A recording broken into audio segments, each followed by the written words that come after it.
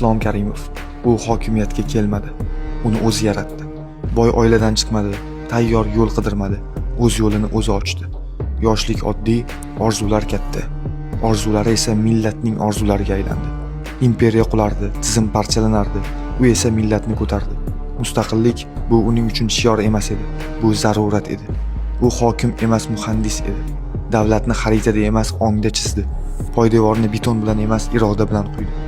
U so'z bilan emas, qaror bilan gapirdi. Qo'rquv ustidan kuch qurdi, vaqt ustidan tizim qurdi. U bilan bayroq balandlashdi.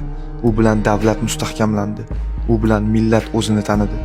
Qonunlar qattiq bo'ldi chunki zamon yumshoq emas edi. Har bir qaror sharoitga javob edi.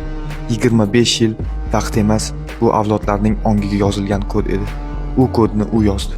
Qon bilan, vaqt bilan, iroda bilan. U ketdi, lekin u yozgan kod ishlashda davom etmoqda. Maydonlar, bayroqlar, qonunlar ular gapirmaydi, lekin seziladi.